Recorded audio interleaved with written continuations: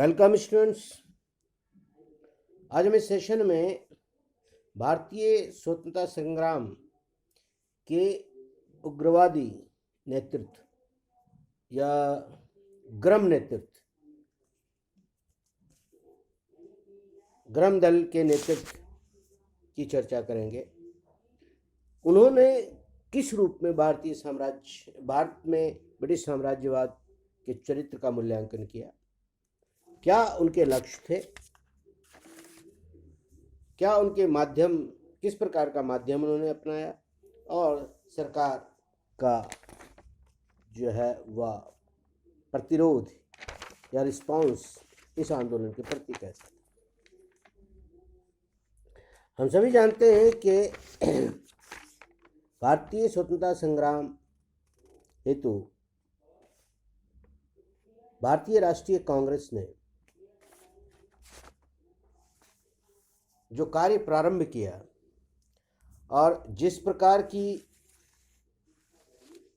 विधियां उन्होंने अपनाई, जिस प्रकार का चरित्र चित्रण ब्रिटिश साम्राज्य का उन्होंने किया और जिस प्रकार के उद्देश्य अपने लिए उन्होंने निर्धारित किए, ये सभी चीज़ें जो है वह उदारवादियों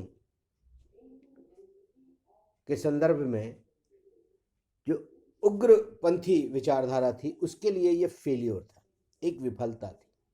वो मान करके चल रहे थे कि मॉडरेट्स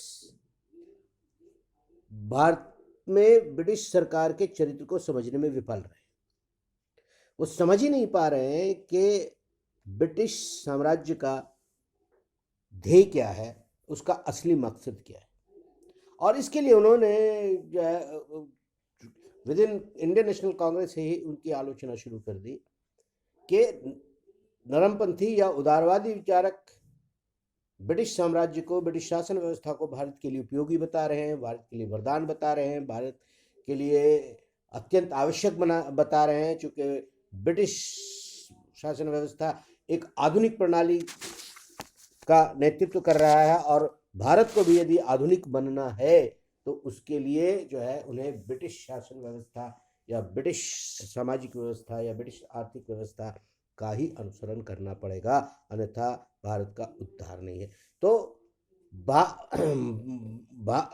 भारत में ब्रिटिश साम्राज्य का चित्रण जो है उग्रवादी मान रहे थे कि यह उदारवादियों की लिमिटेशंस थे। उदारवादियों की ये सीमा रही कि वो जो है न तो सही मूल्यांकन कर पाए और इसीलिए जो तरीका उन्होंने अपनाया वो तरीका भी विफल रहा, क्योंकि जब आप चीज़ को समझ ही नहीं सके, असली चरित्र को ही नहीं समझ सके, तो जो आपने तरीका अपनाया उसके फेलियर होना जो है आवश्यकभावी था। इसमें कोई संदेह नहीं था। जिस तरह की स्ट्रेटजी आपने अपनाई वो फेल होना ही होना था। तो उदारवादियों की विफलता एक प्रमुख कारण रही उग्रवादी वर्ग के उभरने में, उग्रवादी वर्ग के सामने आने में। पहली चीज़ थी। दूसरी चीज़ जो दिखाई देती है वो लॉर्ड कर्जन की पॉलिसी। उसमें लॉर्ड कर्जन जो वाइस राय थे उसकी जो पॉलिसी थी भारत में वो अत्यंत अमानवीय समझी जा सकती।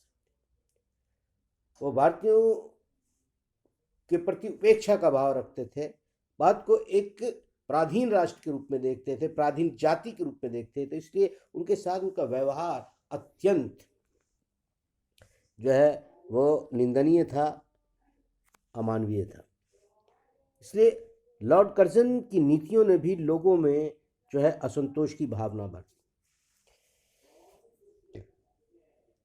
तीसरी चीज कि 19वीं शताब्दी के अंतिम दशक में भारत में कई जगह महामारियां फैली और उससे जो है खास करके बंगाल के क्षेत्र में उससे जो है लाखों की संख्या में लोग मारे गए, नुकसान हुआ।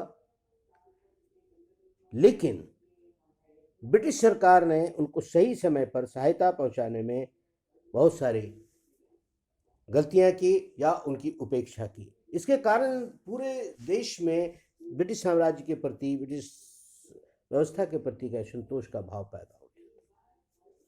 और उसी समय दिल्ली दरबार का आयोजन किया गया। इस दिल्ली दरबार का आयोजन एक ऐसे ऐसे तत्व के रूप में था जैसा कि जो है गांव पर नमक छिड़कने के बराबर था, कि एक ओर तो लोग प्लेग से मारे जा रहे थे, उन तक जो है आवश्यक सहायता नहीं पहुंच रही थी, और दूसरी ओर जो है ठाट बाट से विलासिता के साथ दिल्ली में दरबार सजाया जा रहा था, प्रशासकों का जो है अभिनंदन किया जा रहा था। ये सारी घटनाएं जो है वो जो लोगों में भारी असंतोष का कारण बन रही थी। इसी दौरान भारतीय संदर्भ में ब्रिटिश साम्राज्य का एक अलग प्रकार से मूल्यांकन की धारा जो है विकसित हुई, जिसको हम कहते हैं revival of the past pride. भारतीयों के प्राचीन धरोहर के प्रति लोगों में गौरव की भावना जागृत हुई, और उसके लिए जिम्मेदार कौन थे? वो नेतृत्व जिम्मेदार था जिसमें दयानंद सरस्वती, विवेकानंद इत्यादि लोग थे, जिन्होंने अपने भारतीय संस्कृति, जो प्राचीन भारतीय संस्कृति थी, उसमें उन तत्वों को ढूंढ निकाला जिसके आधार पर एक आधुनिक शक्तिशाली भारतीय राष्ट्र का निर्माण किया जा सकता है, एक उन्नत सामाजिक व्यवस्था का निर्माण किया जा सकता है, एक अत्यंत आधुनिक आर्थिक व्यवस्था की नींव रखी जा सकती है। इन तत्वों को खोज करके निकाला, और भारतवासियों में जो एक हीनता की भावना लगातार जो है वो लगातार जो है उसके भीतर बढ़ती जा रही थी, और वो निराश होते जा रहे थे। अचानक से उनमें एक जागृति आई, अचानक से वो उठ खड़े हुए, और जो है उनमें एक नई ऊर्जा का संचार देखा गया, और वो पुरानी चीज़ों के प्रति अब जो है शर्मिंदा नहीं थे, बल्कि वो जो प्राचीन धरोहर थे उसके प्रति गौरव का जो है अनुभव कर रहे थे, और उसके आधार पर जो है अपने आधुनिक या अपने भविष्य की नींव रखने के लिए तैयार हो रहे थे। तो इस तरह से भारत में एक आंदोलन के द्वारा भारतीय संस्कृति, भारतीय आध्यात्मिक प्रवृत्ति के प्रति एक सजगता जो है, एक प्रशिक्षण पैदा करने का प्रयास किया गया, और यही भावना जो है भारत के लिए सांस्कृतिक और आध्यात्मिक राष्ट्रवाद का आधार बना। और इस वर्ग ने ब्रिटिश साम्राज्य का एक बहुत ही यथार्थवादी चित्रण किया कि ब्रिटिश साम्राज्य यहाँ पर भारतीयों के कल्याण के लिए नहीं आई।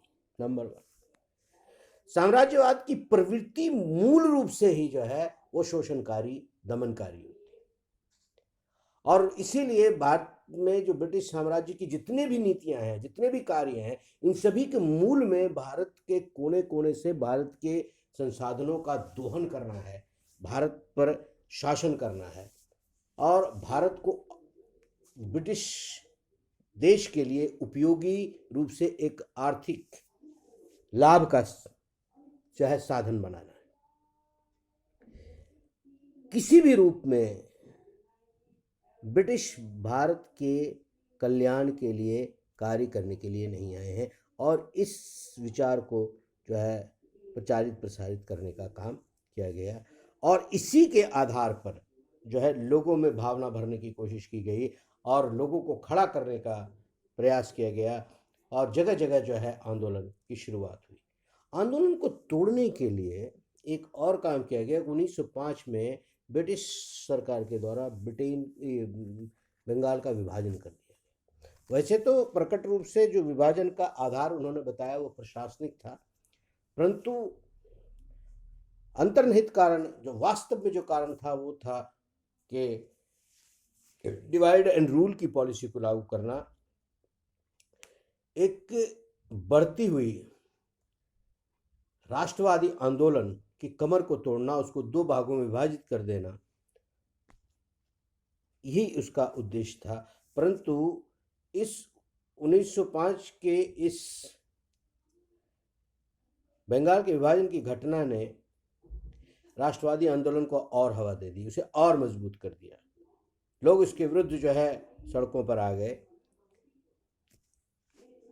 और ब्रिटिश साम्राज्य के प्रति उन्होंने जो है एक उग्र आंदोलन की शुरुआत की। तो ये कारण थे जिसकी वजह से उग्रवादी आंदोलन का या उग्रवादी नेतृत्व का जन्म हुआ। नेतृत्व का जो है, इस उग्रवाद की विचारधारा का नेतृत्व किसने किया? लाल, बाल और पाल के नाम से जाने जाते थे। तीन थे, बाल गंगाधर तिलक, लाल बहादुर, लाला लाजपत राय और विपिन चंद्र पाल। ये तीन बड़े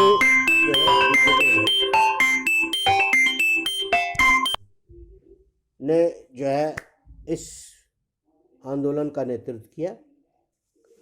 मेथड्स, अब दूसरी चीज है कि उन्होंने किस मेथड्स का इस्तेमाल किया।